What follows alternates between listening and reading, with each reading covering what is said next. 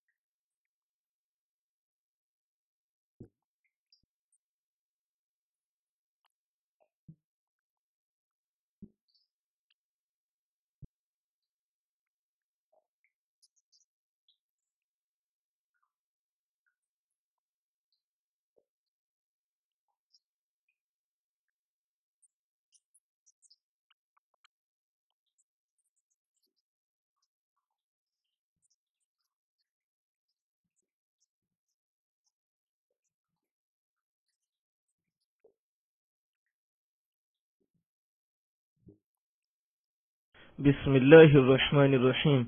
Uzur sọ pé ní Jímọ̀ tí ó kọjá à ń sọ̀rọ̀ nípa Sa'd bin Mu'az lọ́wọ́ nípa ogun Ahzab àti Sa'd bin Mu'az. Hazrat Mirza Bashir Ahmad Sahib wọ́n kọ nínú Siratul Nabi yìí wípé nínú ogun yìí àwọn mùsùlùmí tí wọ́n papòdà wọn ò pọ̀, wọ́n kò dàbí bóyá 5 sí 6, ṣùgbọ́n àwọn ẹni tí ó jẹ́ adarí àwọn ìran Aus tí ó jẹ́ Sa'd bin Mu'az ó ní ọgbẹ́ eléyìí tí ó ṣe yí pé kò lè dóòlà, kò lè padà rúlà, tí ó sì jẹ́ wípé àánú yìí ó jẹ́ àánú ńlá tí ó ṣòro fún àwọn mùsùlùmí láti gbà mọ́ra. Ní ọ̀dọ̀ àwọn kèfèrí èèyàn 3 ni wọ́n ṣe ikú pa, ṣùgbọ́n àwọn tí wọ́n jẹ́ Kùráìṣì àwọn náà wọ́n ṣe ète wọn tí wọ́n sì jáde láti ẹgbà wọn ò ní ìgboyà láti ṣe àkọlù fún àwọn mùsùlùmí mọ́. Gẹ́gẹ́ bí a ṣe ti sọ nínú kútùbà tí ó kọjá, wọ́n sọ wípé òjíṣẹ́ náà sọ wípé láti àsìkò ọ̀hún àwọn kèfèrí wọn ò ní ìgboyà láti ṣe àkọlù fún wa mọ́. Ní ojú ogun Khandak, Hazrat Sa'd bin Mu'az wọ́n ní ọgbẹ́ eléyìí tí ó padà gba ẹ̀mí wọn. Hazrat Aisha wọ́n ṣe àlàyé pé mo jáde ní ọjọ́ ogun Khandak tí mo sì rí àmì lára àwọn ènìyàn eléyìí tí ó ṣe kókó fún mi pé kí n wo ẹ̀yìn.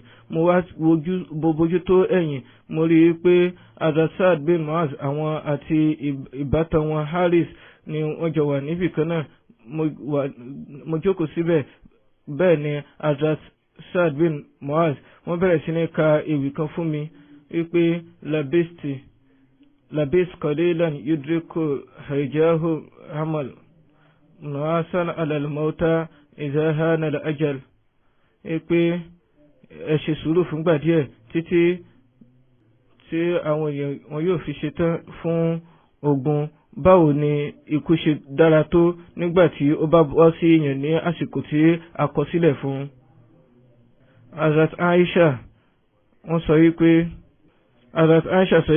Hazrat Sa'd bin Mu'az wọ́n ní àhámọ́ ogun nìkan eléyìí tí ó ṣe wípé ó yọ síta ní agbọn méjèèjì. Èyí ni wípé látàrí wípé wọ́n ti ní ọgbẹ́, wọ́n gbìyànjú láti gbé sí ara. Wọ́n ní mo rí àsìkò wọn ni mo bẹ̀rẹ̀ sí ní ìfòyà wípé Hazrat Sa'd ọgbẹ́ wọn yóò ti pọ̀. Hazrat Sa'd wọ́n jẹ́ ẹni tí ó ga tí wọ́n sì ní ara. Hazrat Sa'd bin Mu'az, Ibn Araka ni ó fún Hazrat Sa'd bin Mu'az ní ọgbẹ́. Orúkọ Ibn Araka tó máa jẹ́ Aban bin Abdulmanaf tí ó sì jẹ́ ọmọ Qabila bin Amr bin Noel. Araka ó ní orúkọ bàbá rẹ̀. Hazrat Jabir wọ́n ní ẹgbàá wípé ìdáwọ́ ọwọ́ Hazrat Sa'd bin Mu'az tí òjíṣẹ́ náà sàlám tí wọ́n sì fi ọwọ́ ara wọn yọ idà ọ̀hún kúrò lára wọn. Báyìí ni wọ́n ṣe rí pé ọgbẹ́ ọ̀hún ó ṣì wà níbẹ̀. Wọ́n ní láti gé ojú àpabẹ̀ kúrò. Ó tún yọ lẹ́ẹ̀kan sí, wọ́n tún ní láti gé ibi agbọ̀n kejì. Ọgbẹ́ eléyìí tí ó wọ̀ wọ́n ní ara látàrí idà yìí, látàrí ọfà yìí, wọ́n ní ó fà tí wọ́n ṣe ètò yìí. Wọ́n sọ wípé àwọn retí Ibn Araka tí ó ta ọfà 3 sí ọ̀dọ̀ Hazrat Sa'd tí àwọn èèyàn sọ wípé ó ń sọ wípé òun ni ọmọ Araka tí ó sì ń ta ọfà sí wọn. Lẹ́yìn ìgbà tí wọ́n ní ọgbẹ́ ìtàn Hazrat Sa'd wọ́n ṣe àdúrà síwájú Ọlọ́run bá wípé ìwọ Ọlọ́run bá má ṣe fún mi ní ikú, títí tí ó ṣe rí pé ó fi ọkàn àwọn Banu Qurayza balẹ̀ nípa mi. Hazrat Aisha wọ́n sọ wípé ní ogun Khandak, Hazrat Sa'd wọ́n ní ogun tí ẹnìkan nínú àwọn Qurayshi Aban bin Araka ó ní ó ta ọfà fún wọn tí òjíṣẹ́ náà sàlám tí wọ́n sì gbé wọn lọ sí inú ìpàgọ́ nínú mọ́ṣáláṣí kí wọ́n lè wà nítòsí ọ̀dọ̀ wọn. Hazrat Aisha wọ́n ní ẹgbàá wípé nígbà tí Hazrat Sa'd tí wọ́n ní ọgbẹ́ tí ara wọn sì bẹ̀rẹ̀ sí ní yábọ̀, bẹ́ẹ̀ ni wọ́n ṣe àdúrà yìí pé Ọlọ́run bá kú mọ̀ yìí pé kò sí nǹkan kan tí mo nífẹ̀ẹ́ sí jùlọ pé kí n bá àwọn ènìyàn ọ̀hún jà, àwọn ènìyàn tí wọ́n lé òjíṣẹ́ rẹ̀ kúrò nílẹ̀. Torí náà ìrẹ́ Ọlọ́run bá, mo ní ìwòye wípé wàá fi òpin sí ogun láàrin àwa àti wọn báyìí. Tí àwọn Kùrẹ́ṣì tí wọ́n bá sì ní ogun tí ó ṣẹ́kù láti bá a jà, fún mi ní ẹ̀mí, dá mi sí di àsìkò ọ̀hún. Ṣùgbọ́n tí ó bá jẹ́ pé wọ́n sì tún lè ṣe àkọlù fún wa, dá ẹ̀mí mi sí kí n lè bá tún ṣe jihad lójú ọ̀nà rẹ̀. Ṣùgbọ́n tó bá jẹ́ pé ogun ti tán láàrin wa àti wọn, gẹ́gẹ́ bí mo ṣe ní ìwòye rẹ̀, nítorí náà kò sí ọ̀nà mi, kò sì fi ọgbẹ́ yìí di ohun tí yóò ṣe ikú fún mi. Àdàtà ṣàṣọ wípé ní alẹ́ ọ̀hún ó ní ọgbẹ́ ọ̀hún ó gbòòrò sí, tí ẹ̀jẹ̀ bẹ̀rẹ̀ sí ní jáde níbẹ̀. Nínú Masjid Nabawi ni àwọn bànáà kan wà, tí ìgbà tí wọ́n sì dé ọ̀dọ̀ wọn, tí àwọn ènìyàn dọ́dọ̀ wọn, wọ́n bẹ̀rẹ̀ sí ní ìfòyà. Àwọn ènìyàn sọ wípé ẹ̀yin ẹ̀tẹ́ wà nínú ìpàgọ́, báwo ni ọgbẹ́ ọ̀hún eléyìí tí ó ń bẹ ní ara yín? Wọ́n rí i pé ẹ̀jẹ̀ ń yọ nínú ọgbẹ́ Hazrat tó ṣe pé náà ni wọ́n fi padà papòdà. Hazrat Ibn Abbas wọ́n ní ẹgbàá wípé Hazrat bin Mu'az wọ́n ní ẹ̀jẹ̀ ń dà nínú ọgbẹ́ wọn. Báyìí ni òjíṣẹ́ náà sọ́lám ṣe lọ sí ọ̀dọ̀ wọn, tí wọ́n sì gbá wọn mú. Wọ́n fi ẹnu kọ wọn, tí ẹ̀jẹ̀ wọn ó ṣe wà ní ojú àti ibi láwà ní òjíṣẹ́ náà sallallahu alaihi wasallam, ibi ojú àti ibi irùngbọ̀n wọn.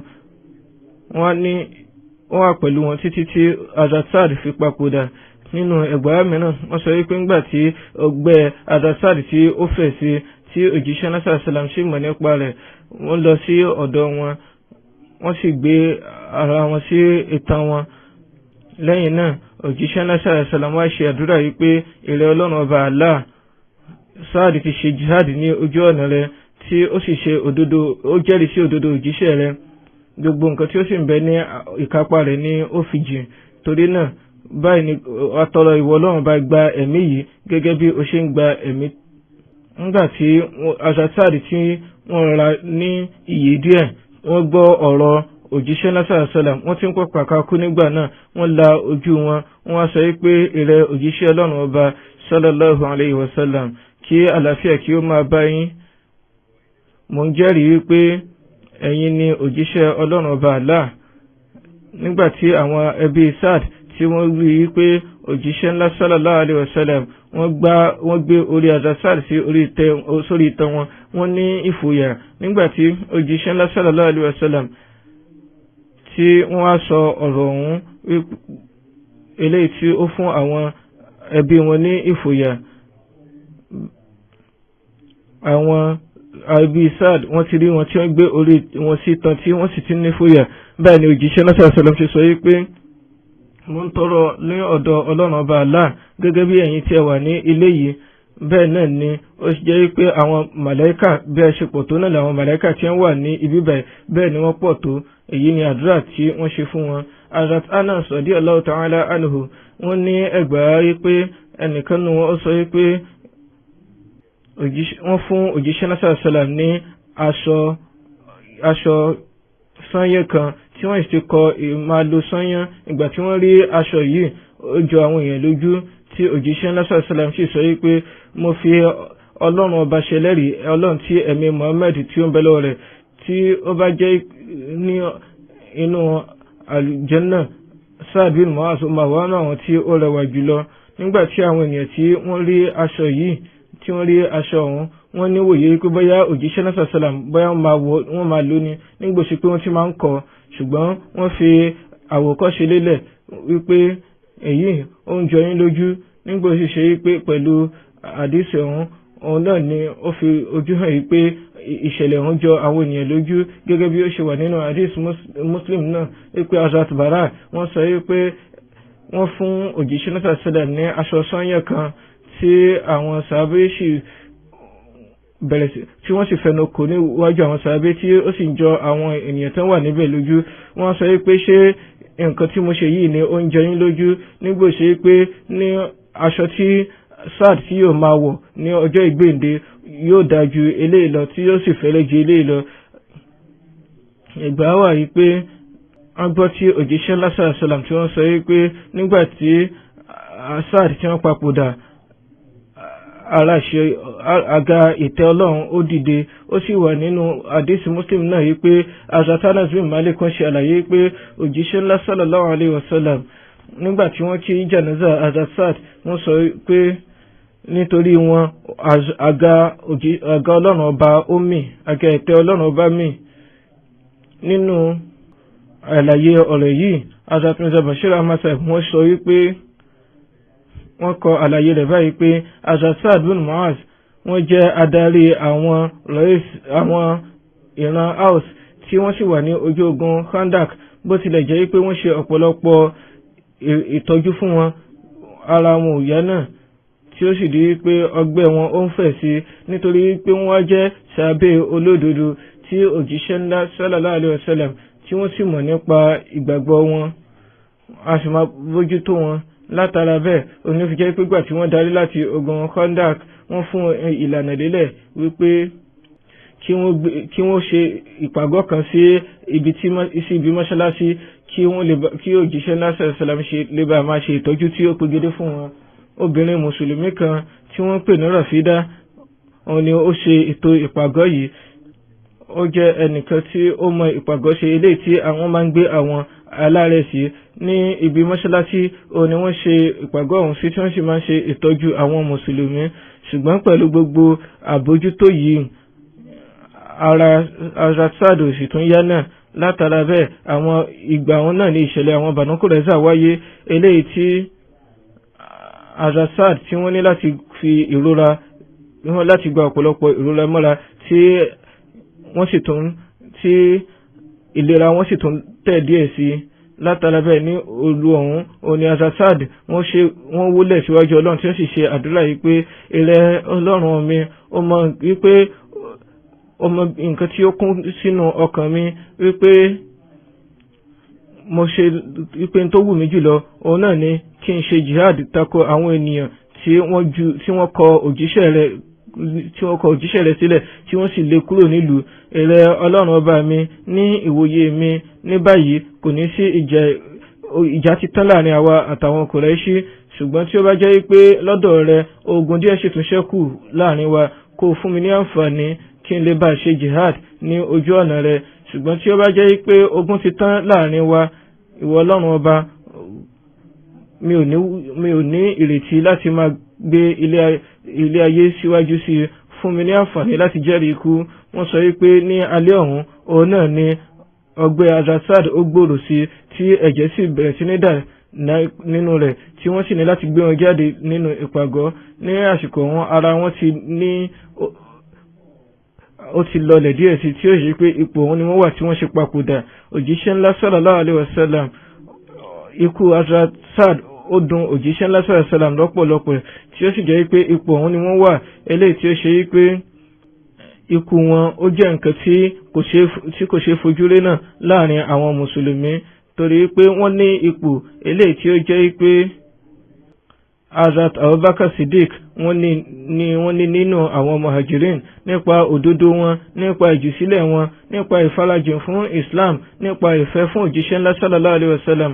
Wọ́n ní ipò eléyìí tí ó ga débi wípé àwọn ènìyàn, ó jẹ́ nǹkan tí àwọn ènìyàn tó máa ń wù wọn, tó máa ń jowú rẹ̀, tí ó ṣe pé gbogbo nǹkan tí wọ́n fi gbogbo ìgbésí ayé wọn ṣe òun náà ni láti nífẹ̀ẹ́ Islam àti olùdásílẹ̀ Islam, tí ó fi jẹ́ pé pẹ̀lú bí wọ́n ṣe jẹ́ adarí ìlú wọn ìran wọn, wọ́n fi àpẹẹrẹ àti àwòkọ́ṣe nílálẹ̀ eléyìí tí àwọn tí wọ́n jẹ́ ànsọ́rí wọn a máa fẹ́ láti rí irú rẹ̀. Fún ìdí èyí, ìgbà tí wọ́n papòdà pé bí ó ṣe dùn òjíṣẹ́ látara Islam tó, ó jẹ́ nǹkan tó wà nínú àdámọ́ ọmọ ẹ̀dá ènìyàn, ṣùgbọ́n pẹ̀lú bẹ́ẹ̀ náà wọ́n gbà mọ́ra pẹ̀lú sùúrù. Nígbà tí wọ́n dìde fún janaza wọn, arúgbó ẹni tó jẹ́ ìyá Hazrat Saad, wọ́n ti àtàrí ìfẹ́ wọ́n sọ̀rọ̀ ní àsìkò ọ̀hún.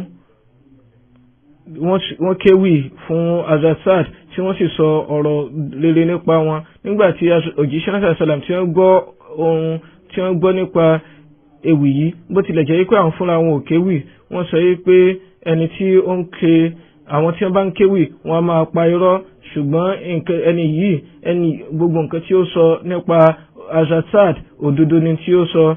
Èyí ni wípé àwọn ẹwà tí wọ́n sọ nípa Hazrat Saad òdodo ni gbogbo wọn.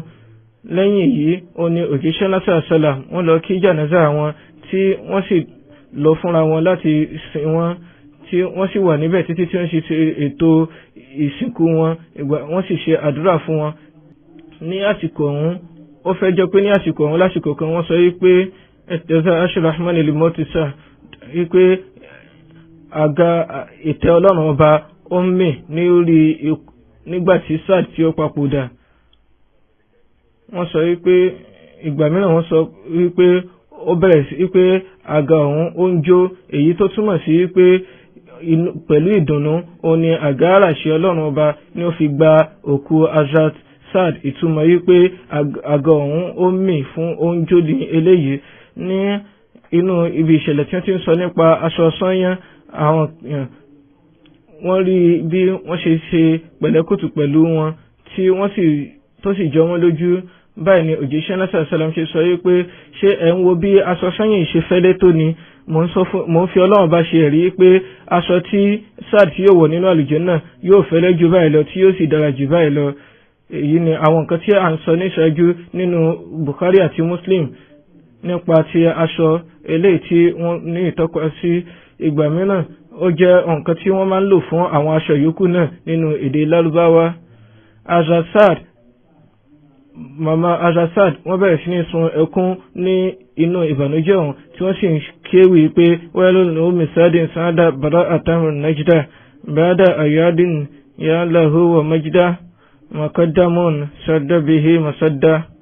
Nígbàtí Saad papòdà ó dùn ìyá ummi Saad, ẹni tí ó ṣe pé ó ní ìgboyà ó sì ní ìwúrí tí ó ga. Kí ni nǹkan tí èèyàn fẹ́ sọ lórí eléyìí nígbò ṣe pé ó jẹ́ adarí àwọn ènìyàn rere.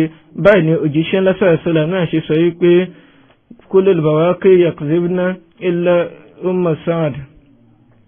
Gbogbo àwọn akéwì lórí òkú ni wọ́n máa ń pa, akéwì fókù ni wọ́n máa ń parọ́ yàtọ̀ sí ìyá Hazrat Saad. Èyí wà nínú Tabaqatul Kubra. Hazrat Saad wọ́n jẹ́ ẹni tí ó lára. Ìgbà tí wọ́n gbé wọn fún ìsìnkú wọn, wọ́n ní àwọn alágàbàgebè wọ́n sọ pé àwọn ò tí ì rí ẹni tí wọ́n kàn sin lásán báyìí bí wọ́n ṣe sin Hazrat Saad.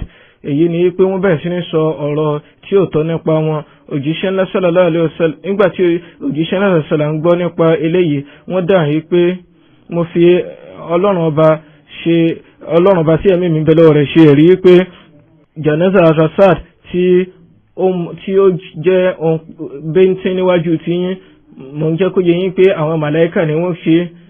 Wọ́n sọ ní àyè mìíràn, wọ́n sọ wípé àwọn ọ̀kẹ́ mẹ́ta àbọ̀ màláíkà àwọn ni wọ́n wà nínú janaza tí wọ́n sì sínú ti ẹlòmíràn ṣáájú eléyìí. Ẹgbẹ́ wà yìí pé wọ́n tí wọ́n gbé òkú Hazrat Saad lọ, Hazrat Abu Sa'id Khudri wọ́n ṣe àlàyé wípé mo wà nínú àwọn ẹni ọ̀hún, mo wà nínú àwọn ènìyàn tí ó ṣe wípé nínú Jannatul Baqi ni wọ́n gbẹ́ sàárè Hazrat Saad. Nígbàtí a sì gbẹ́ lọ́wọ́ ni a rí tí òórùn tùràrí ń jáde nínú rẹ̀. Nígbàtí a sì gbẹ́ tán tí òjíṣẹ́ náà sàlám wọ́n wá tí wọ́n sì kí ìrun Hazrat Saad. Lẹ́yìn náà wọ́n fọwọ́ kan òkú Hazrat Saad, lẹ́yìn náà wọ́n sì kí jánásà wọn. Wọ́n ní àwọn ò tí ì rí ẹnikẹ́ni tí àwọn èèyàn pọ̀ nínú jánásà rẹ̀ nínú Jannatul Baqi tó báyìí rí. Abdurrahman bin Jabir ó gba ẹgbà wá láti ọ̀dọ̀ bàbá rẹ̀ yìí pé nígbà tí wọ́n gbẹ́ sàárè Hazrat Saad tán, èèyàn mẹ́rin, Haris bin Aus, Usaid bin Uzair, Abu Naila, Silkan bin Salama àti Salama bin Waqsh, àwọn ni wọ́n gbé òkú Hazrat Saad. Òjíṣẹ́ náà sálàm wọ́n dúró síbi òkú Hazrat Saad. Nígbàtí wọ́n sì gbé wọn sí inú sàárè, ojú òjíṣẹ́ náà sálàm ó yí padà gédégédé tí wọ́n sì sọ subhanallah ní ẹ̀mẹ́ta. Ní àsìkò ọ̀hún gbogbo àwọn sàbí náà sì sọ subhanallah lẹ́ẹ̀mẹ́ta tí wọ́n fi gbé wọn sí inú Jannatul Baqi. Lẹ́yìn náà òjíṣẹ́ náà sálàm sọ Allahu Akbar lẹ́ẹ̀mẹ́ta, gbogbo àwọn sàbí tí wọ́n pẹ̀lú wọn náà ṣe Allahu Akbar lẹ́ẹ̀mẹ́ta. nítorí tí ó di pé gbogbo Jannatul Baqi ń kún fún ìró Allahu Akbar. Wọ́n bi òjíṣẹ́ náà sàlám wípé eré òjíṣẹ́ Ọlọ́run ọba a rí tí ojú yín yí padà tí a sì gbọ́ tí ẹ ṣe subhanallah lẹ́ẹ̀mẹ́ta, kí ni nǹkan tí ó fa eléyìí? Òjíṣẹ́ náà sàlám dáhùn wípé sàárè Azad ó fún, nítorí náà tí Ọlọ́run bá fúnra rẹ̀ ni ó fẹ́ padà. Ní Sa'd bin Rafa Qurayzi ó ní àlàyé wípé màmá Azad wọ́n wá sí ibi òkú wọn tí àwọn èèyàn sì fẹ́ dá wọn padà, ṣùgbọ́n òjíṣẹ́ náà sọ́lá sọ wípé ẹ fi wọ́n sílẹ̀. Wọ́n wá síbẹ̀ níbi tí wọ́n ti ń da yẹ̀pẹ̀ sí wọn lára, wọ́n rí Azad, wọ́n sì sọ wípé ó dá mi lójú wípé ó wà pẹ̀lú Ọlọ́run ọba.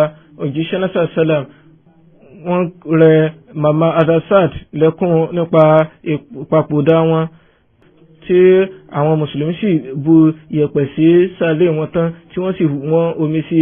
Lẹ́yìn náà wọ́n wá sí ọ̀dọ̀ òjíṣẹ́ náà sàlám, wọ́n dúró síbẹ̀, wọ́n ṣe àdúrà, wọ́n sì tẹ̀síwájú. Hazrat Aisha wọ́n ní ẹgbàá rí pé òjíṣẹ́ náà sàlám àti àwọn ìmọ̀wá wọn méjì, Hazrat Abubakar àti Hazrat Umar, lẹ́yìn àwọn méjèèjì kò sí ìpapòdà mùsùlùmí kankan eléyìí tí ó mú lọ́kàn àwọn mùsùlùmí bíi ti Hazrat Sa'd.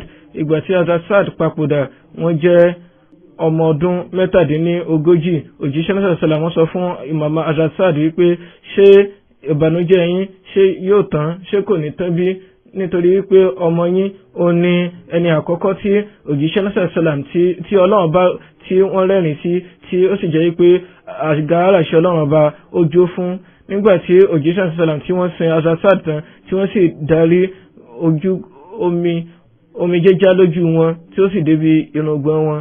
Hazrat Sa'd wọ́n ṣe àlàyé pé nínú ẹgbà ìwá mìíràn nípa Hazrat Sa'd wípé mo mọ̀ pé mo jẹ́ ọ̀lẹ, ṣùgbọ́n nǹkan mẹ́ta òun ni ó mú mi dúró ṣinṣin. Kí wá ní àwọn nǹkan mẹ́ta ọ̀hún? Torí pé mo jẹ́ ẹni tí ó lẹ, ṣùgbọ́n nǹkan mẹ́ta òun ni ó mú mi dúró ṣinṣin. Ohun àkọ́kọ́ wọn náà ní pé ohun yòówù tí n bá ti gbọ́ láti ọ̀dọ̀ òjíṣẹ́ náà sọ̀sọ̀là mo mọ̀ sí òdodo. Ẹlẹ́ẹ̀kejì òun sì ní wípé nínú ìrun mi nǹkan mi ò kí ń jẹ́ kí nǹkan kan kó wá sí ọkàn mi lẹ́yìn ìrun tí màá ṣe parí ìrun. Wọn a máa dojú kọ ìrun lọ́pọ̀lọpọ̀. Ẹlẹ́ẹ̀kẹta òun ní wípé jànáza kankan ò ní wáyé bí ó ṣe pé màá wo ara mi gẹ́gẹ́ bí ẹni ọ̀hún tó papòdà wípé tó bá jẹ́ pé mi ni kí ni àwọn èèyàn ó sọ, kí sì ni Ọlọ́run ó bí mi. Bí ìgbà tó ṣe wípé ìbéèrè àti ìdáhùn ó ní ó ń lọ lọ́wọ́. Èyí ni ìyọnu wọn. Hazrat Aisha wọ́n sọ wípé àwọn àsárí mẹ́ta kan wà tí ó ṣe wípé gbogbo wọn wá láti inú Banu Abdul Ash'al. Òjíṣẹ́ náà sàlámù fún ẹnikẹ́ni ní ipò tí ó ga jù tí wọ́n lọ. Àwọn sì ni Hazrat Sa'd bin Mu'az, Hazrat Usaid bin Uzair àti Hazrat Abbad bin Bishr. Sàhábé tí ó kàn tí a sọ nípa wọn, àwọn ni Hazrat Sa'd bin Abi Waqqas. Ìnagijẹ Hazrat Sa'd ó ní Abu Ishaq. Bàbá wọn ni ó ń jẹ́ Malik bin Wahab. Nínú ẹgbàá mìíràn wọ́n ní Malik bin Nuhaib tó ní. Orúkọ bàbá wọn máa mọ̀ sí Abu Waqqas lọ́pọ̀. Àwọn èèyàn máa sábà pè wọ́n ní Abu Waqqas. Èyí ni ó fà tí ó ṣe pé wọ́n máa pè àwọn náà ní Sa'd bin Abi Waqqas. Ìyá wọn ó ní Amnat bint Sufyan. Hazrat Sa'd bin Abi Waqqas wọ́n wá láti ìran Qurayshi ní ẹ̀ka ti Banu Zuhra.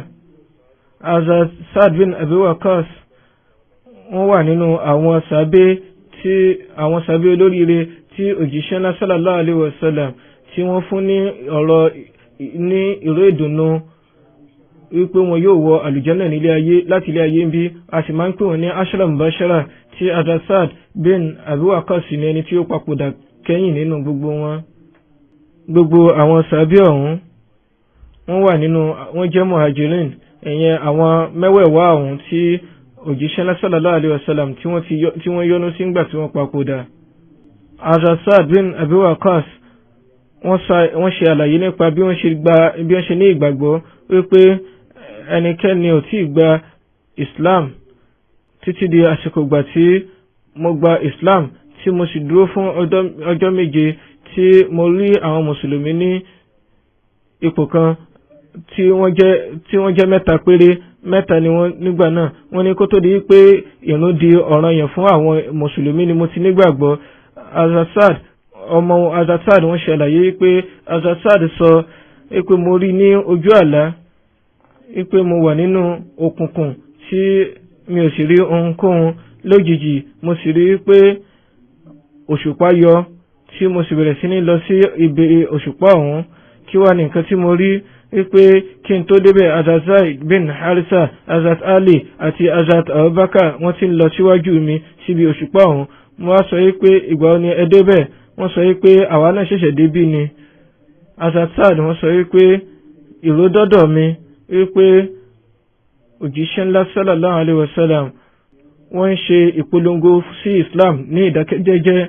Látara bẹ́ẹ̀ mo lọ sí inú ìpàgọ́ Ajab. Ajab ó jẹ́ àyè kan tí ó súnmọ́ òkè Sọ̀fà ní ìta Mẹ́kà, níbi tí òjíṣẹ́ ńlá sallallahu alaihi wasallam ti máa ń da àwọn ewúrẹ́. Wọ́n parí ìrun onímọ̀débẹ̀ tí mo sì di mùsùlùmí lẹ́yìn ìgbà tí mo ṣe bayat. Ọmọ Azad Aisha bint Saad wọ́n ní ẹgbà wá wípé mo gbọ́ tí bàbá mi tí wọ́n sọ wípé nígbà tí mo di mùsùlùmí ní àsìkò ọ̀hún mo jẹ́ ọmọ ọdún 17. Àwọn kan sọ nínú ẹgbà mìíràn wọ́n ní ọmọ ọdún 19 ni wọ́n wà nínú àwọn ẹni àkọ́kọ́ tí wọ́n wọnú Islam. Àwọn èèyàn 5 kan wá ṣáájú Hazrat Abubakar tí wọ́n sì wà nínú àwọn sàbẹ́ olókìkí. Ẹni kẹta nínú wọn òun ni Hazrat Saad bin Abi Waqqas. Èyí wà nínú Siratul Khatamun Nabiyyin. Ibẹ̀ ni a ti mú ilé ìjáde. Ní àsìkò ọ̀hún gbogbo àwọn ẹni ọ̀hún wọ́n jẹ́ ọ̀dọ́.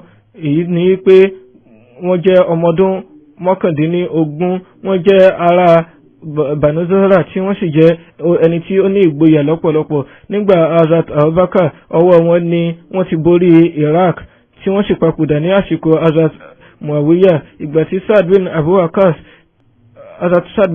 wọ́n ní ọ̀pọ̀lọpọ̀ ìgbà látọ̀dọ̀ òjíṣẹ́ náà sallallahu alaihi wasallam. Ọmọ Hazrat Saad Musab a máa ṣe àlàyé pé bàbá mi tí ṣe Saad wọ́n ṣe àlàyé fún mi pé màmá mi wọ́n búra, ìyẹn màmá Hazrat Saad wọ́n búra wípé àwọn ò ní láíláí bá wọn sọ̀rọ̀ mọ́ títí tí wọn yóò fi kọ ẹ̀sìn ọ̀hún, ìyẹn tí wọn yóò fi kúrò nínú Islam. Bẹ́ẹ̀ ni wọn ò jẹun wọn ò sì tún mu. Wọ́n sọ wípé màmá mi wípé òun ṣe àlàyé wípé wàá ṣe àlàyé síwájú Ọlọ́run Ọba wípé báwo ni ó ṣe tọ́jú àwọn òbí rẹ̀. Orúkọ ń sọ wípé nínú ẹ̀sìn yín wọ́n ní kí ẹ tọ́jú àwọn ìyá yín, torí náà wàá ṣàlàyé bó ṣe ṣe. Èmi ni ìyá rẹ̀ tí mo sì ń fún ọ ní àṣẹ wípé kí o fi ẹ̀sìn ọ̀hún sílẹ̀. Nǹkan tí mo bá sì wí òun ni kó o gbà. Ẹni tí ó gba ẹgbàá yìí sọ wípé fún ọjọ́ 3 òun ni wọ́n wà báyìí tí ó fi di wípé wọ́n wà nípò ìhúnríra nítorí pé wọ́n ti lẹ. Báyìí ni ọmọ wọn tí a ń pè ní Omara nígbà náà ó dìde ó fún wọn ní omi mu tí ó sì bẹ̀rẹ̀ sí ní ṣépè fún Hazrat Saad. Báyìí ni Ọlọ́run Ọba ó ṣe sọ ẹsẹ̀ yìí kalẹ̀ nínú Al-Qur'an wípé wa wassayna al-insana biwalidayhi husna. Àwa ni a fún ọmọ ẹ̀dẹ́nìyàn, àwa la ní kíkí fún ọmọ ẹ̀dẹ́nìyàn láti tọ́jú màmá rẹ̀, láti tọ́jú àwọn òbí rẹ̀. wa wassayna al-insana biwalidayhi husna. Èyí ni ẹsẹ̀ ọ̀hún èyí tó wà nínú Ankabut. Ó sì tún wà nínú Suratu Luqman wípé wa in jahadaka ala an tushrika bi, tí àwọn méjèèjì tí wọ́n bá bá ọjà wípé kó wá orogún pẹ̀lú mi, ó gbọ́dọ̀ tẹríba fún wọn. wa in jahadaka ala an tushrika bi, nígbà wọn tí wọ́n bá sọ fún ọ wípé kí o wá orogún pẹ̀lú mi, ó gbọ́dọ̀ gbà ní àsìkò ọ̀hún, ó gbọ́dọ̀ tẹríba kó gba ọ̀rọ̀ wọn. Lẹ́yìn náà wọ́n tún sọ yìí tẹ̀síwájú pé wasahibuhuma fi dunya ma'rufa, kó wà pẹ̀lú àwọn méjèèjì ní ọ̀nà tí ó dára jùlọ ní ilé ayé ń bí, kó ṣe ìtọ́jú wọn dáradára. Èyí ni pé tí wọ́n bá fa wàhálà lórí wípé kó bá Ọlọ́run bá wórogún, ìgbà wọn ni kó má ṣe gbọ́ ọ̀rọ̀ wọn. Ṣùgbọ́n pẹ̀lú bẹ́ẹ̀ náà nípa ọ̀rọ̀ ayé o gbọ́dọ̀ tẹ̀síwájú láti máa ṣe iṣẹ́ rere, sahibuhuma fi dunya ma'rufa, ó gbọ́dọ̀ wà pẹ̀lú wọn kí ó máa ṣe dáadáa sí wọn. Hazrat Sa'd bin Abi Waqqas wọ́n ní ẹgbà wá wípé mo nífẹ̀ẹ́ màmá mi lọ́pọ̀lọpọ̀. Ẹgbà wá àkọ́kọ́ wà nínú Muslim. Wọ́n tẹ̀síwájú nínú sírat wípé Hazrat Sa'd bin Abi Waqqas wọ́n ní àlàyé pé mo nífẹ̀ẹ́ màmá mi lọ́pọ̀lọpọ̀, ṣùgbọ́n nígbà tí mo gba Islam wọ́n sọ wípé ìrẹ Sa'd, ẹ̀sìn wo ni ó ti gbà yìí, nínú kí ó fi ẹ̀sìn tuntun rẹ̀ sílẹ̀ àbí kó ṣe wípé òun náà mi ò ní jẹun mi ò sì ní mu nílé títí tí máa ṣe papòdà. Hazrat Sa'd wọ́n sọ wípé mo sọ fún wọn wípé màmá mi ọ̀wọ́n, ẹ má ṣe báyìí torí wípé mi ò ní láíláí fi ẹ̀sìn mi sílẹ̀. Hazrat Sa'd wọ́n ṣe àlàyé pé fún ọjọ́ kan àti òru kan wọn ò jẹ ohunkóhun wọn ò sì mu ohunkóhun tí ara wọn sì bẹ̀rẹ̀ sí ní rẹ̀ wọ́n.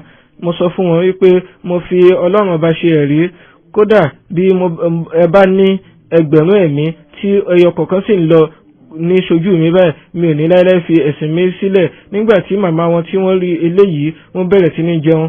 Látara bẹ́ẹ̀ Ọlọ́run bá sọ àsọ̀kalẹ̀ ẹsẹ̀ yìí wípé wa in jahadaka ala an tushrika bi ma laysa laka bihi ilmun fala tuti'uhuma wa sahibuhuma fi dunya ma'rufa. Èyí ni pé tí àwọn méjèèjì tí wọ́n bá bọ́ fọ wàhálà kí o lè bá wá orogún kankan pẹ̀lú mi eléyìí tí o nímọ̀ nípa rẹ̀, ma laysa laka bihi ilmun, tí o ní ìmọ̀ nípa rẹ̀, fala tuti'uhuma, o gbọ́dọ̀ gba ọ̀rọ̀ àwọn méjèèjì. Ṣùgbọ́n nípa ti ọ̀rọ̀ ilé ayé o gbọ́dọ̀ wà pẹ̀lú wọn ní ọ̀nà tí ó dára jùlọ. Òjíṣẹ́ ńlá sallallahu alayhi wa sallam wọ́n a máa ń pe Hazrat Sa'd ní ìbátan wọn. Ní àsìkò kan Hazrat Sa'd wọ́n darí nígbàtí òjíṣẹ́ ńlá sallallahu alayhi wa sallam tí wọ́n rí wọn tí wọ́n sì sọ wípé ìbátan mi ló ń bọ̀ yìí, tí ẹ bá rí ẹnikẹ́ni tí ó ní irú ìbátan báyìí kí ẹ fi hàn mí. Imam Tirmidhi wọ́n ṣe àlàyé ìdí rẹ̀ wípé tí ó fà òní wípé màmá òjíṣẹ́ náà sallallahu alaihi wasallam Banu Zuhra ni wọ́n ti wá, tí ó sì jẹ́ pé Hazrat Sa'd náà àwọn náà Banu Zuhra ni wọ́n ti wá. Hazrat Abu Hurairah wọ́n ní ẹgbàá wá wípé òjíṣẹ́ ńlá sallallahu alaihi wasallam wọ́n wà ní ibi òkè tí ó sì bẹ̀rẹ̀ sí ní mì, òkè Hira tí ó bẹ̀rẹ̀ sí ní mì. Òjíṣẹ́ sallallahu alaihi wasallam sọ fún wípé ìrẹ Hira fara balẹ̀, torí wípé yàtọ̀ sí òjíṣẹ́ àti Siddiq àti àwọn tí wọn yóò jẹ́rìí kú méjì kò sẹ́lòmíràn lórí rẹ̀. Ní àsìkò ọ̀hún òjíṣẹ́ náà sallallahu alaihi wasallam wà ní orí òkè ọ̀hún pẹ̀lú Hazrat Abubakar, Hazrat Umar, Hazrat Usman, Hazrat Ali, Hazrat Talha bin Ubaidullah, Hazrat Zubair bin Al-Awwam, Hazrat Sa'd bin Abi Waqqas. Èyí wà jẹ́ ẹgbà wá láti inú Muslim ní inú ìbẹ̀rẹ̀ Islam. Nígbàtí àwọn mùsùlùmí tí wọ́n kírun ní ìdákọ́ńkọ́ báyìí ni àwọn ènìyàn kan wọ́n rí tí àwọn mùsùlùmí tí wọ́n kí àwọn mùsùlùmí wọ́n kírun ní ìdákọ́ńkọ́, wọ́n sì bẹ̀rẹ̀ sí ní fi àwọn mùsùlùmí hàn ṣe ẹ̀yẹ, tí wọ́n sì bẹ̀rẹ̀ sí ní sọ ọ̀rọ̀ àlébù nípa ẹ̀sìn Islam. Wọ́n fẹ́ máa ṣe eléyìí títí tí ọ̀rọ̀ ọ̀hún tó fi di ibi ìjà. Hazrat Sa'd ó mú egun ràkúnmí kan eléyìí tí ó lẹ̀ mọ́ kèfèrí kan tí ẹ̀jẹ̀ sì jáde lára rẹ̀. Nítorí náà èyí ni ẹ̀jẹ̀ àkọ́kọ́ tí ó jáde ní ojú ọ̀nà Islam.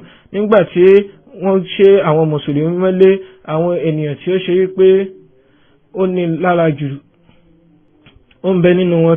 Hazrat Sa'd bin Abi Waqqas ń bọ̀ nínú wọn tí wọ́n ṣe àlàyé rẹ̀ nínú Suratul Khatamun Nabiyyin. Hazrat Mirza Bashir Ahmad ṣe àlàyé rẹ̀ báyìí pé àwọn àkọlù àti ìnira eléyìí tí ó kan àwọn tí wọ́n ṣe mọ́lé yìí, ó di wípé wọ́n fúnra wọn ṣe àlàyé pé àwọn sàbí ní àgbà mìíràn àwọn á ní láti máa jẹ àwọn ewéko inú igbó. Sa'd bin Abi Waqqas ṣàlàyé pé ní ọjọ́ kan nǹkan kan bọ́ọ̀lù àwọn ní ẹsẹ̀ eléyìí tí àwọn níwòye pé bóyá ọfà ni yóò jẹ́, ṣùgbọ́n nígbà tí ó padà yá ó jẹ́ dàbínù. Ebi ti pa wọ́n ní àsìkò wọn débi wípé lẹ́sẹ̀kẹsẹ̀ ni wọ́n mú tí wọ́n sì kì í sẹ́nu. Wọ́n ní títí di àsìkò yìí àwọn ò mọ nǹkan tí nǹkan ọ̀hún jẹ́. Ní àyè mìíràn látàrí ebi wọ́n rí ohun kankan tí wọ́n gbé sí orí ilẹ̀. Ní àsìkò ọ̀hún wọ́n ní fòye pé omi ni tí wọ́n sì bọ́ síbẹ̀ tí wọ́n sì bẹ̀rẹ̀ sí ní kìbẹnu. Èyí sì ni nǹkan tí wọ́n gbé lórí rẹ̀ fún ọjọ́ mẹ́ta. Nígbà tí wọ́n fún Ọlọ́run bá fún àwọn mùsùlùmí ní àṣẹ láti ṣe ìjírá, Hazrat Saad náà ṣe ìjírá lọ sí Medina tí wọ́n sì pàdé ọmọ ìyá wọn abọ̀rìṣà Utbah bin Abi Waqqas. Utbah ó ti ní ọgbẹ́ ní Mecca tí ó ṣe nítorí ẹ̀ ló ṣe kó lọ sí Medina. Hazrat Saad wà nínú àwọn tí wọ́n kọ́ ṣe ìjírá ṣáájú kí òjíṣẹ́ ńlá sallallahu alaihi wasallam tó ṣe ìjírá ni wọ́n ti ṣe ìjírá ti wọn. Òjíṣẹ́ ńlá sallallahu alaihi wasallam wọ́n ṣe ìjọmọ̀ya Hazrat Saad bin Abi Waqqas pẹ̀lú Hazrat Musa bin Umair tí ẹgbàá mìíràn sì sọ wípé òjíṣẹ́ ńlá sallallahu alaihi wasallam wọ́n ṣe ìjọmọ̀ya Hazrat Saad bin Abi Waqqas pẹ̀lú Hazrat Saad bin Muaz. Nínú ọ̀rọ̀ ìjọmọ̀ya yìí eléyìí tí ó yí dà eléyìí tó takora wọn, nǹkan tí ó fà ó náà ní wípé nígbà tí àlàyé tí wọ́n ṣe sínú ẹ̀ kò yé yékéyéké, ṣùgbọ́n wọ́n ní wọ́n ti wà pẹ̀lú Hazrat Musab nígbà tí wọ́n wà ní Mecca. Nígbà tí wọ́n sì dé Medina wọ́n wà pẹ̀lú Hazrat Saad bin Muaz.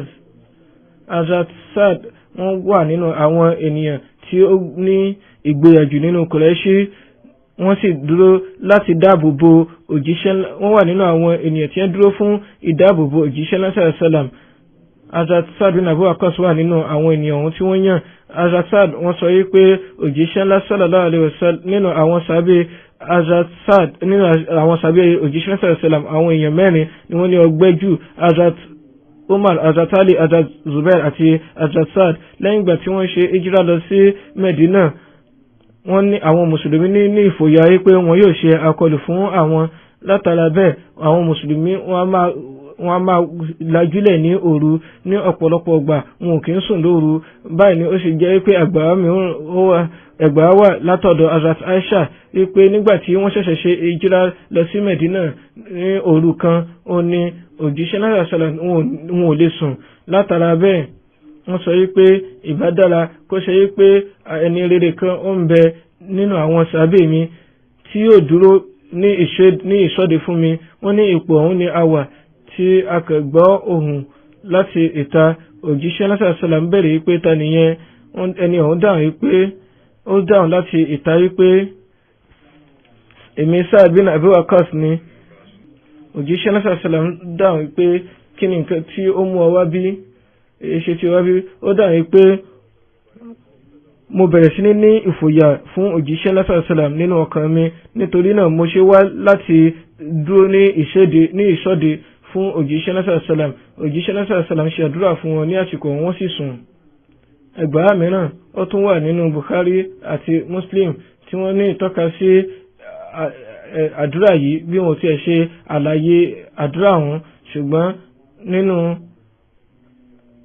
àlàyé Hazrat Saad nínú ilé tí Imam Tirmidhi tí wọ́n sọ, wọ́n mú ẹgbàá nípa ọmọ wọn wípé wọ́n ní bàbá mi wọ́n sọ wípé òjíṣẹ́ náà sàlám ṣe àdúrà fún mi pé Allahumma stajib li Saadin idha da'a, pé èrè Ọlọ́run ọba nígbà tí Saad tí ó bá ti ṣe àdúrà sí ọ, ìwọ Ọlọ́run bá gba àdúrà rẹ̀.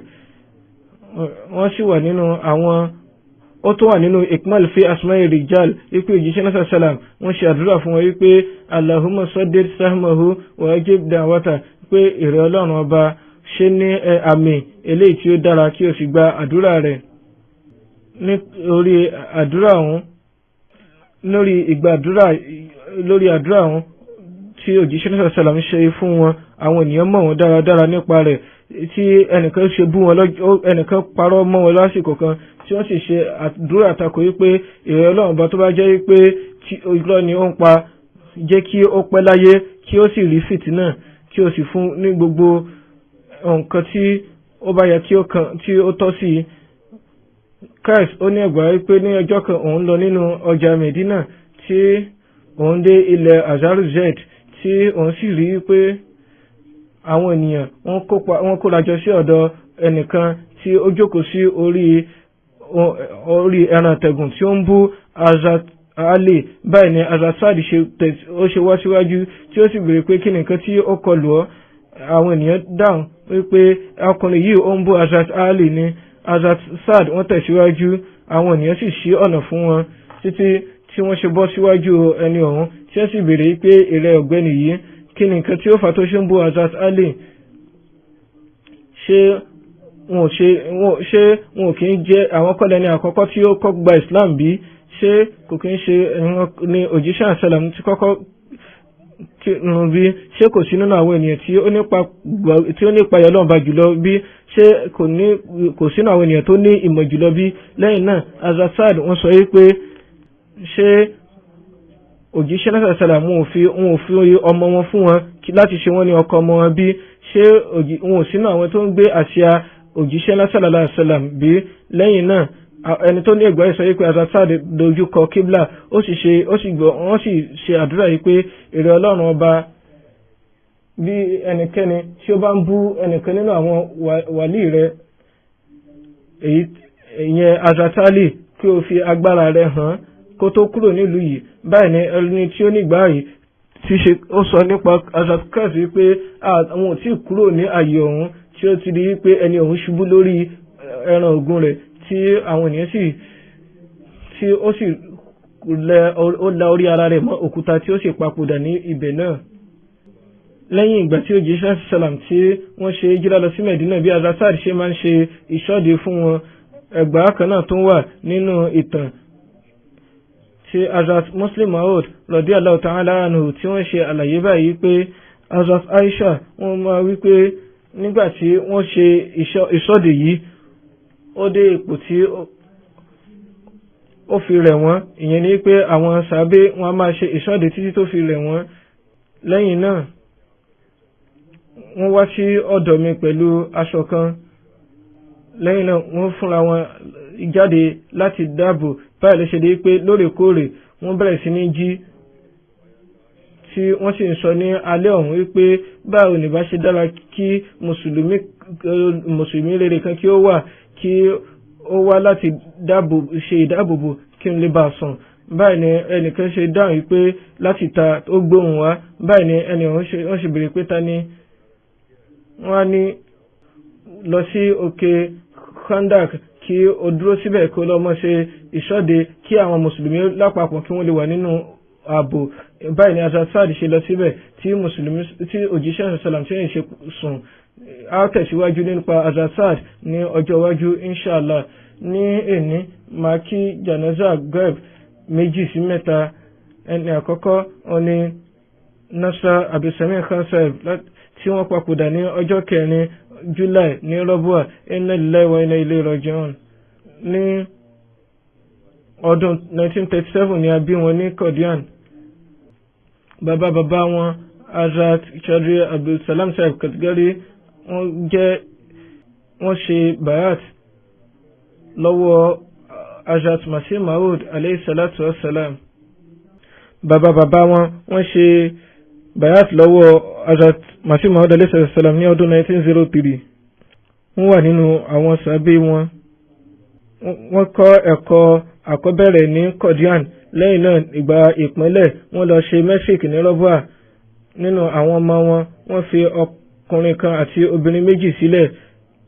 Aya wọn ti papòdà níbi ọdún bíi 3 sí 4 sẹ́yìn. Ní ọdún 1960 wọ́n bẹ̀rẹ̀ sí ní ṣe iṣẹ́ olùkọ́ ní iléèwé Talimul Islam. Lẹ́yìn náà wọ́n padà gbà wọ́n gẹ́gẹ́ bí olùkọ́ wọ́n ṣe MA ní Punjab University Lahore tí wọ́n sì di olùkọ́ àgbà.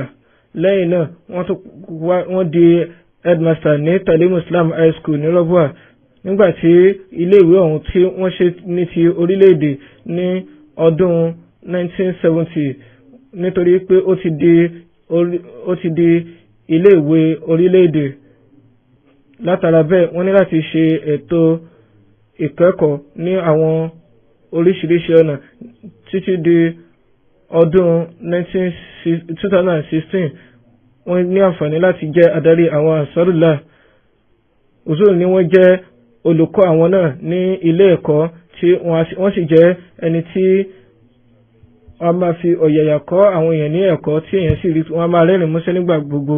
Kí Ọlọ́run bá kí ó ṣe àforíjì fún wọn, kí ó sì gbé ipò wọn ga, kí ó sì jẹ́ kí àwọn ọmọ wọn náà kí wọ́n wà pẹ̀lú khilafa títí láé. janaza ẹlẹ́ẹ̀kejì oní ti Makalam Sayyid Mujibullah Sadiq Sahib ní ọjọ́ kejìdínlọ́gbọ̀n oṣù karùn-ún oní wọ́n papòdà. Inna lillahi wa inna ilayhi raji'un. wọ́n jẹ́ ọmọ Makalam Sadiq Ali Sahib. wọ́n gbé ilẹ̀ Qadian. bàbá wọn Sadiq Ali Sahib Asarampur. wọ́n ṣe bayat lọ́wọ́ Azza Khalifatu Masih kínní. màmá wọn Sayyid Mahbub Ali Sahib Bayari nígbà tí wọ́n ti pín ilẹ̀ láti gbà wọ́n ni wọ́n ṣe ikú pa wọ́n ní Qadian tí wọ́n sì ní àǹfààní láti jẹ́rìí ikú. báyìí ni ó sì jẹ́ pé àbúrò ọmọ ya bàbá màmá wọn náà Sayyid Mahmud Alam Sahib, àwọn náà wọ́n ní ohun ọ̀rọ̀ ìyí wípé fúnra wọn ni wọ́n fẹ́ ṣe rìn lọ sí Qadian láti lọ ṣe bayat.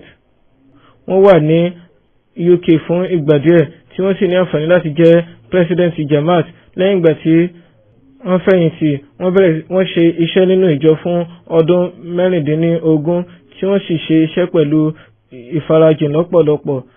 ìjẹ́ ẹni jẹ́jẹ́ wọn a máa hàn lójú wọn lọ́pọ̀lọpọ̀ tí wọ́n sì jẹ́ni tí àdámọ̀ wọn ní àwàdà nínú, tí wọ́n sì máa bójútó iṣẹ́ wọn lọ́pọ̀lọpọ̀ tí wọn ò sì kí ń fún aláyòókù ní ìfòyà. wọ́n máa ṣe gbogbo ìgbìyànjú pé kí ó di pé ọ̀pọ̀lọpọ̀ iṣẹ́ ni wọn yóò ṣe láti fún àwọn yòókù nírọ̀rùn. wọ́n ṣe ìgbéyàwó pẹ̀lú Mikalam Aisha Sadiq Sahib ní Rọ́bùà ní àsìkò ọ̀hún ní ọdún 1978. aya wọn náà ní àǹfààní láti ṣiṣẹ́ káàkiri ní àwọn ẹ̀ka nínú Lajna. wọ́n ní ọmọkùnrin méjì àti ọmọbìnrin méjì. wọ́n tún ní àǹfààní láti ṣiṣẹ́ ní ìgbà díẹ̀ ní MTA. pẹ̀lú ojú Ọlọ́run Ọba wọ́n jẹ́ ẹni tí ó máa ń kí tahajjud dáadáa. wọ́n lọ fún umrah tí wọ́n sì ní ìnira díẹ̀. aya wọn ó sọ wípé pẹ̀lú gbogbo ètò ọ̀hún tí àwọn ní láti ṣe, nǹkan tí wọ́n sọ náà ní wípé àwọn á ní láti lọ sí umrah ní àsìkò ọ̀hún náà. wọ́n tún máa ní ìfòyà nípa chanda wọn tí àwọn ọmọ wọn bákan náà àti àwọn ará agbègbè. ọ̀pọ̀lọpọ̀ àwọn ènìyàn ni wọ́n ti kọ àkọránṣẹ́ sí mi nípa wọn tí wọ́n sì kọ àwọn ọ̀rọ̀ àwọn ẹwà wọn. àwọn ọmọ wọn náà wọ́n kọ nípa àwọn ìwà dáadáa wọn, bí àwọn ọmọ bí wọ́n sì ṣe wà pẹ̀lú jàmá. ó jẹ́ èyí tí ó fojú hàn yìí pé wọ́n fi ìfẹ́ khilafa sí inú ọkàn àwọn ọmọ wọn, ní wọ́n sì ṣe ètò ẹ̀kọ́ wọn lọ́nà tí ó pegedé. gẹ́gẹ́ bí òjíṣẹ́ lásàsàlám sì ṣe sọ wípé ẹmẹ̀wà ọmọ ẹ̀dá ènìyàn, àwọn tí wọ́n wà pẹ̀lú èèyàn, àwọn aya ẹ̀dá ènìyàn òní máa ń jẹ́ ẹni tí yóò ní ẹ̀rí sí nǹkan tí èèyàn bá ṣe jùlọ, tí yóò sì jẹ́rìí gbé èèyàn. látara bẹ́ẹ̀ èyí fi ojú hàn nípa Mujibullah Sadiq Sahib. aya wọn tí àwọn ará agbègbè wọn tí wọ́n ṣe mùsùlùmí náà tí wọ́n máa tọ́jú. bákan náà àwọn ọmọ wọn máa ń ṣe ìtọ́jú fún nígbà tí wọ́n papòdà, inú wọn bàjẹ́ lọ́pọ̀lọpọ̀. báyìí ni ó ṣe di pé àwọn èèyàn ṣe ń ṣe iṣẹ́ pẹ̀lú wọn ní inú yàrá àkóso. gbogbo wọn ni wọ́n sọ̀rọ̀ nípa bí wọ́n ṣe máa ń gbájúmọ́ṣẹ́ àti bí wọ́n ṣe jáfáfá lẹ́nu iṣẹ́ àti ìgbìyànjú tí wọ́n máa ń ṣe fún gbogbo àwọn òṣìṣẹ́ yòókù. wọ́n máa ṣiṣẹ́ nípa ti ara wọn, wọ́n máa ṣiṣẹ́ tí wọ́n tó máa ṣe iṣẹ́ tọ́jú àwọn ará yòókù. òzúrò ní nígbà tí àwọn wá sí Islamabad ní ọdún tí ó kọjá lọ, wọ́n ní ìwòye nígbà náà, wọ́n ní ìfòyà nígbà náà, eléyìí tí ó hàn lójú wọn nígbà tí wọ́n pàdé mi wípé báwo ni a ṣe máa kí jímọ̀ lẹ́yìn yín lọ́sọ̀ọ̀sẹ̀. ní èèyàn òun mo fún wọn ní ìfọ̀kànbalẹ̀ yìí pé pẹ̀lú ojú Ọlọ́run Ọba ọ̀pọ̀lọpọ̀ jímọ̀ la máa kí ní Baitul Futuh, èyí tá bá sì kí ní Islamabad ẹ̀yin náà lè wá síbẹ̀. ìgbà tí wọ́n gbọ́ eléyìí inú wọn dùn, ìdùnnú hàn lójú wọn. látara bẹ́ẹ̀ wọ́n ṣe ìgbìyànjú láti rí pé àwọn ọmọ wọn súnmọ́ mọ́ṣáláṣí. lẹ́yìn ìgbà tí Khalifatu Masih kẹrin tí wọ́n wá sí London, wọ́n rí pé àwọn mú ilé tí ó súnmọ́ mọ́ṣáláṣí Fazal, tí wọ́n sì jẹ́ pé ìwòye wọn náà ní pé báwo ni wọ́n yóò ṣe máa kírun, báwo ni wọ́n yóò ṣe máa kí jímọ̀. ní ṣókí wọ́n jẹ́ ẹni rere olódodo tí wọ́n sì gbé ìgbésí ayé wọn pẹ̀lú ọ̀nà tí ó dára, tí wọ́n sì ṣe ìgbìyànjú láti ṣe ẹ̀kọ́ àwọn ọmọ wọn lọ́pọ̀lọpọ̀. kí Ọlọ́run Ọba kí ó bá ṣe àforíjì fún wọn, kí ó sì bá kó ṣe dáadáa fún wọn, kó sì gbé wọn ga, kí ó sì jẹ́ kí àwọn ọmọ wọn náà kí wọ́n wà pẹ̀lú kìláfà gẹ́gẹ́ bí ó ṣe wù wọ́n, kí ó sì tún jẹ́ kí wọ́n lè wà jù bẹ́ẹ̀ lọ ju bó ṣe wù wọ́n lọ, kí ó dáàbò bo aya wọn, kí ó sì fún wọn ní ìfọ̀kànbalẹ̀.